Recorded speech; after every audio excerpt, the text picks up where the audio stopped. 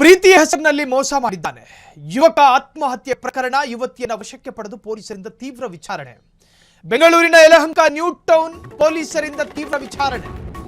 ಪ್ರೀತಿ ಹೆಸರಿನಲ್ಲಿ ಮೋಸ, ಯುವಕ ಆತ್ಮಹತ್ಯೆ ಶಂಕೆ, ಯುವತಿಯನ್ನು ವಶಕ್ಕೆ ಪಡೆದು ಪೊಲೀಸರಿಂದ ವಿಚಾರಣೆ. ಯಲಹಂಕದ ನ್ಯೂ ಟೌನ್ ಪೊಲೀಸರಿಂದ ಎನ್ಕ್ವೈರಿ. ಏಪ್ರಿಲ್ 9ನೇ ತಾರೀಕು ಆತ್ಮಹತ್ಯೆ ಮಾಡಿಕೊಂಡಿದ್ದ ಅಭಿಷೇಕ್, ಯುವತಿಗೆ ವಿಡಿಯೋ ಕಾಲ್ ಮಾಡಿದ್ದ ಅಭಿಷೇಕ್, ಆಕೆ ಮದುವೆ ಆಗಿರುವುದಾಗಿ ಡೆತ್ ನೋಟ್ ಬರೆದಿಟ್ಟಿದ್ದ ಅಭಿಷೇಕ್ ವಿರುದ್ಧ ದೂರು ನೀಡಿದ್ದ ಯುವತಿ ಪೋಷಕರು. ಯಲಹಂಕ ನ್ಯೂ ಟೌನ್ ಪೊಲೀಸ್ ಠಾಣೆಯಲ್ಲಿ ಕೇಸು ದಾಖಲಾಗಿದೆ. ಆಕೆ ಈತನ ಜೊತೆ ಪ್ರೀತಿಯ ನಾಟಕ ಆಡಿದ್ರು. ಆದ್ರೆ ಆಕೆ ವಿವಾಹಿತೆ ಹೆಣ್ಣು ಮಗಳು ಅನ್ನೋದು ಈತನಿಗೆ ಗೊತ್ತಾಗಿದ್ದು ತದನಂತರ. ಸೊ ಆತ್ಮಹತ್ಯೆಗೆ ಪ್ರೇರಣೆ ಏನು ಅಂತ ಕೇಳಿದ್ರೆ ಆಕೆ ಸಿಗದೇ ಇರತಕ್ಕಂತಹದೇ ಈತನಿಗೆ ಖಿನ್ನತೆಗೆ ಕಾರಣ. ಆತ್ಮಹತ್ಯೆ ಮಾಡಿಕೊಂಡ, ಜೀವ ಮತ್ತು ಜೀವನವನ್ನು ಕಳಕೊಂಡ.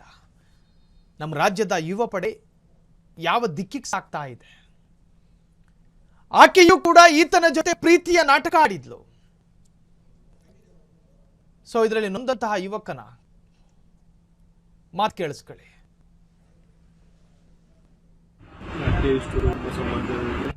ಖುಷಿಯಾಗಿರು, ಯಾವ ವಿಡಿಯೋ ಕಾಲ್ ಬೇಡ, ಏನು ಬೇಡ, ಆರಾಮ